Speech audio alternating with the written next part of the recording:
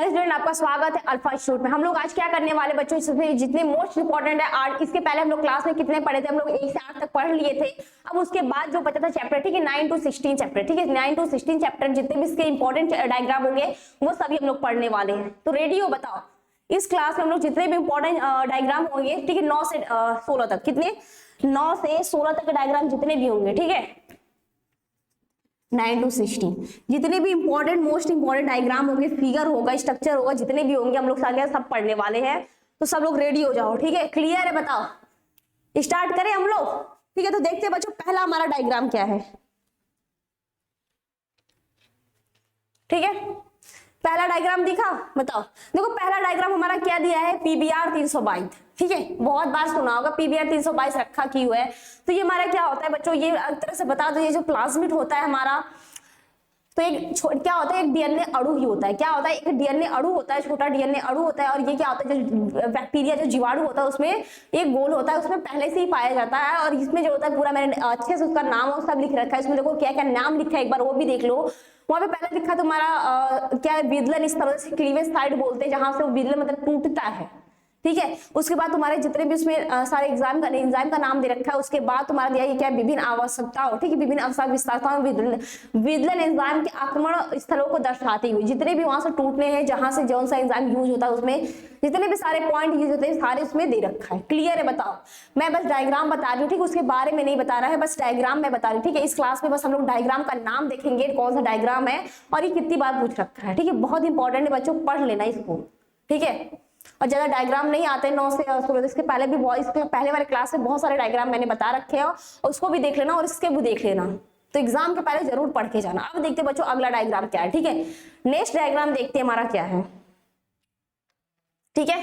तो ये बच्चों दिया है मानव इंसुलिन उत्पादन के क्या है बच्चों, पूरक चरण दिया है, कितने चरण होते हैं मानव इंसुलिन के। हम लोग देखो इसमें भी प्लाज्मिड दे रखा है, प्लाज्मिड दिया है, फिर उसमें जो जीवाणु कोशिका होती है, जो बैक्टीरिया क्रोमोसोम्स होता है, उसके बाद यहाँ पे दिया है बच्चों मानव कोशिका दिया, ह्यूमन कोशिका। फिर उन दोनों को क्या कराते हैं हम लोग, डीएनए, इसका जो जीन होता है बच्चों, ठीक है। तो हम लोग जो प्लाज्मिड का वो भी क्या होता है, एक छोटा अणु होता है, ठीक है। इसमें तुम्हारा डायग्राम में बस इतना ही है कि उसका भी एक छोटा अणु होता है, डीएनए का ही अणु होता है, लेकिन वो छोटा होता है। और क्या हम लोग ह्यूमन का भी क्या लेते हैं, जो मानव इंसुलिन जो जीन होता है, जिसमें इंसुलिन जो जीन होता है, उन दोनों को क्या लेते हैं हम लोग, उसमें ज्वाइंट कराते हैं, ठीक है। यहाँ पे दिया है, और किसके द्वारा जोड़ते हैं बच्चों, तो डीएनए लाइगेज एंजाइम होता है, उसके द्वारा हम लोग क्या करते हैं, डीएनए के दो सीक्वेंस को हम लोग कटा हुआ, ठीक है, एक अलग है, ये अलग है, तो दोनों को क्या कर जोड़ने का कार्य कौन करता है, तो लाइगेज एंजाइम करता है। क्लियर है? वहां पे लाइगेज दे रखा है, लाइगेज द्वारा क्या करता है, उसमें तापमान निश्चित मतलब जोड़ा जाता है। उसके बाद उसमें दिया है पुनर्योगित डीएनए बनता है, ठीक है। फिर वहां पे नया डीएनए बनता है बच्चों। उसके बाद क्या, प्लाज्मिड रही जो इकोलाई होती है, क्या उसमें जो इकोलाई, एस्क्रिशिया कोलाई जो होती है बच्चों, क्या होती है, प्लाज्मिड रहित होती है, उसमें प्लाज्मिड नहीं पाया जाता है।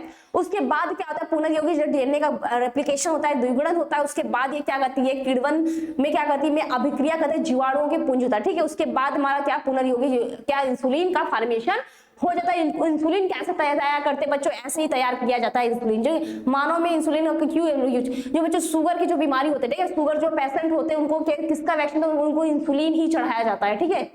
क्या चढ़ाया जाता है, तो उनको इंसुलिन चढ़ाया जाता है।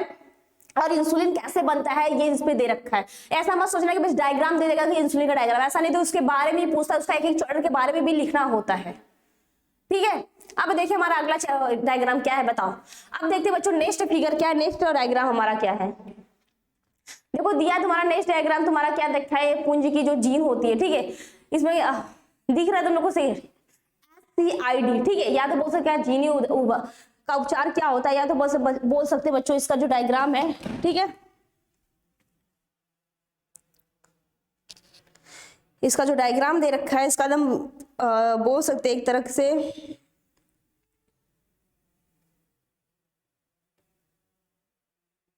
ठीक है। जैसे मान लो कोई गंभीर बीमारी, ठीक है, जैसे मान लो तो गंभीर या फिर संयुक्त प्रतिरक्षा तो जीनी का उपचार, या तो बोल सकते हैं उसको का जीन उपचार कैसे किया जाता है, इसका पूरा डायग्राम दे रखा है, ठीक है। पहले इसमें लेते क्या बच्चों, उसका पुंज जीन लेते जो समान युग्म विकल्पी होता है। उसके बाद बच्चों जो रेट्रोवायरस समान युग्म में उसका प्रवेश कराते हैं, उसके इंजेक्ट कराते हैं। उसके बाद रेट्रोवायरस वहां पे दे रखा है बच्चों, सारे नाम तो क्लियर नहीं बताऊं, मैं एक बार पढ़ के बता देती हूँ। रेट्रोवायरस को मरीज के शरीर में क्या उसका पृथक किया जाता है, एक तरह से बोल सकते हैं बच्चों जो इन्फेक्शन ऑफ रेट्रोवायरस है, ठीक है। अगर वहां पे दिख नहीं रहा तो मैं जो बोल रही हूँ वो तो क्लियर हो रहा है ना, बताओ, जो मैं बोल रही हूँ वो क्लियर हो रहा है ना। उसके बाद बच्चों क्या कराते हैं, जो रेट्रोवायस को बोलते हैं ऑफ द, ठीक है, separated and the culture bone marrow, ठीक है। उसके बाद बोन मैरो हम लोग इसको कल्चर कराते हैं, पृथक करा देते हैं। उसके बाद क्या होता है बच्चों, रेट्रोवायस में मरीज की जो अस्थि मज्जा कोशिकाएं होती है, ठीक है, जिसको हम लोग इंग्लिश में बोलते हैं बोन मैरो सेल्स पेशेंट, ठीक है। इसके बाद इसमें क्या होता है बच्चों, सुई जो मरीज की कोशिकाएं होती है जो पेशेंट में, उसको क्या कराते हैं, इंटर करा देते हैं, प्रीवियस कराते हैं सुई से इंजेक्शन। अगर मान लो एक्सपोजर जैसे मैं बता दूं यहाँ पे कि हम लोग अगर दवा खाते हैं, ठीक है, दवा पिल्स खाते हैं ना, वो देर से असर करेगी, लेकिन जो सुई लगाते हैं हम लोग को जल्दी असर पड़ती है। क्यों चलती? क्योंकि हम लोग डायरेक्ट उसमें ब्लड में डालता है ना, और ये पहले मुंह में जाएगा, उसके बाद उसका डाइजेशन होगा, उसके बाद तो ब्लड में जाएगा, लेकिन ये क्या डायरेक्ट ब्लड में जाता है, ठीक है। ये क्या है, पहले जल्दी असर करेगा, और क्या जो दवा खाते, जो मेडिसिन जो हम लोग खाते हैं मुंह से, वो लेट से हमारा कार्य करता है। ये डायग्राम क्लियर है? बताओ ये कैसे इसका जीनी उपचार किया जाता है। ये भी डायग्राम बहुत इंपॉर्टेंट है बच्चों, इसके बारे में भी देखता है। मैं डायग्राम बता रही हूँ, लेकिन इसके बारे में भी लिखने को आता है, ठीक है। अब देखते हैं हमारा नेक्स्ट डायग्राम क्या है, ठीक है। अब देखते हैं हमारा अगला डायग्राम क्या है, ठीक है। देखो दिया है वाहित मल शुद्धिकरण का ताल कैसा होता है, ऑक्सीकरण ताल का रूपरेखा पूछता है बच्चों, ये भी बहुत बार पूछा है, बहुत इंपॉर्टेंट। इसमें देखा तरल अपशिष्ट पदार्थ ऐसे कहां से लिक्विड बेस्ट होता है। उसके बाद वहां पे जो घूमती हुई स्प्रे भुजा होती है, रोटेटिंग स्प्रे आर्म भी बोलते हैं। उसके बाद तुम्हारा दिया है वायु जीवाणु कारक क्या बचे, जो चट्टानी तल होते हैं, ठीक है। उसके बाद तुम्हारा वही स्राव हो जाता है। क्लियर है? ये वाहित मल शुद्ध ताल का डायग्राम है। क्लियर है डायग्राम? बताओ। अब देखते हैं अगला डायग्राम क्या हमारा, ठीक है।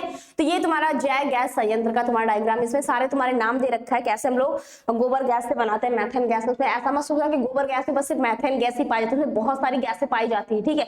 बस ये होता है कि मैथेन गैस बहुत ज्यादा मात्रा में पाई जाती है, इसलिए हम लोग बोलते हैं गोबर में मैथेन गैस पाई जाती है। लेकिन उसमें भी बहुत सारी कार्बन डाइऑक्साइड, मीथेन, जितने भी एथेन, प्रोपेन, जितने भी गैस होते हैं, सारे गैसेस उसमें पाए जाते हैं। तो गोबर गैस में क्या है, गोबर पाई दिया, फिर उसका घोल तैयार करते हैं, ठीक है। इसके बाद ऊपर जो उसका गैस का रसोई की आग होती है, इसके बाद वहां पे गैस होल्डर दे रखा है, ठीक है। उसमें दिया देखो CH4 दिया, मैथेन प्लस दिया कार्बन डाइऑक्साइड दिया, ठीक है, CO2। और उसमें क्या कहते हैं, उसमें स्थल जल होता है। फिर यहाँ पे तुम्हारे नीचे जो लिखा है डाइजेस्टर टैंक होता है। क्लियर है डायग्राम? बताओ ये डायग्राम क्लियर है? इसके बाद देखते हैं नेक्स्ट डायग्राम क्या है, ठीक है। ये तुम्हारा दिया है PCR का डायग्राम, ठीक है, पॉलीमरेज चेन रिएक्शन का डायग्राम दे रखा है। ये भी बहुत इसका कैसे द्विगुणित होता है, कैसे इसका द्विगुणित भाग होता है, ये सारा तुम्हारा एक एक प्रोसेस के बाद दे रखा है, ठीक है। पहले उसमें देखो ऐसा नहीं होता जिसमें 3 प्राइम से 5 प्राइम ही क्यों जुड़ता है, एक कभी क्वेश्चन है तुम्हारे माइंड में, ठीक है। तो जो हमारी सीक्वेंस होती है बच्चों, हमेशा 3 प्राइम से 5 प्राइम ही क्या हमेशा जुड़ती है, उसका सीक्वेंस वही है। इसलिए ऐसे भी क्या लिखते हैं, उसको 3 प्राइम से 5 प्राइम ही लिखते हैं, और नीचे क्या 3 प्राइम से 5 और 5 to 3 प्राइम लिखते हैं। उसमें तुम्हारा दे रखा है पूरा, ठीक है। उसका जो डबल स्टैंडर्ड डीएनए दिया है, उसके बाद तुम्हारा दिया है विकृतीकरण है, फिर प्रारंभिक है, फिर तापानुशीतन है।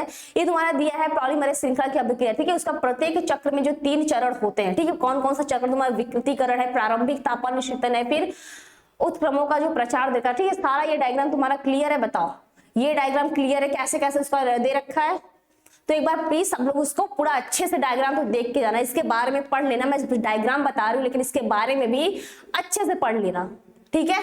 बताओ क्लियर है यहाँ तक? अब देखते हैं बच्चों नेक्स्ट डायग्राम तुम्हारा दिया है डीएनए पुनः तकनीक का, कैसे इसका आरेखित चित्रण दे रखा है, कैसे उसका निर्माण करते हैं, ठीक है। ये क्लियर है? बताओ।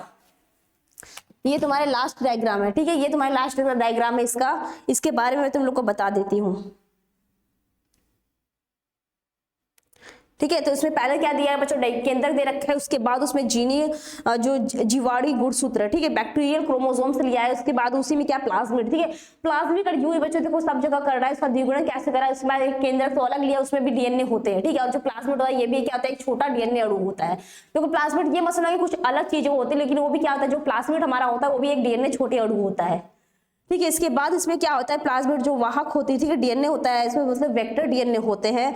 और ये दोनों को क्या हम लोग लाइगेज द्वारा इन दोनों को जोड़ में, इससे पहले भी बताया कि इसको दोनों को लाइगेज द्वारा ही जोड़ते हैं। उसके बाद हमारा क्या पुनर्योज डीएनए का नया डीएनए का फॉर्मेशन हो जाता है, निर्माण हो जाता है बच्चों। उसके बाद इसमें नीचे क्या दे रखा है कि उसके बाद जो रिक्त स्थानों को जोड़ने हैं तो हम लोग क्या यूज करते हैं, डीएनए। उसमें सारे एक पॉइंट बच्चों दे रखा है डायग्राम में, ठीक है। इसके शॉर्ट भी लेना है तो ले लो, मैं सारे बता दूं कि इसमें क्या सारे एक पॉइंट कैसे कैसे टूट रहा है, कैसे कैसे नहीं, सारा डायग्राम दे रखा है, ठीक है। इसके बाद हम लोग क्या करते हैं, डीएनए का जो पूंजीकरण होता है, ठीक है।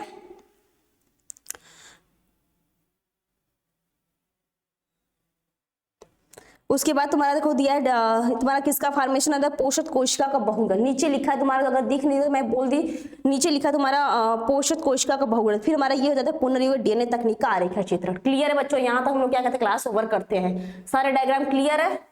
ठीक है, अब मिलेंगे हम लोग नेक्स्ट क्लास में नेक्स्ट चीजों के साथ। ठीक है, इनके जितना मैंने बताया सब तैयार कर लेना। फिर जितने डायग्राम है सब मैंने 2 क्लासेस में बता रखे, इसमें जितने बताए सब तैयार कर लेना। ओके।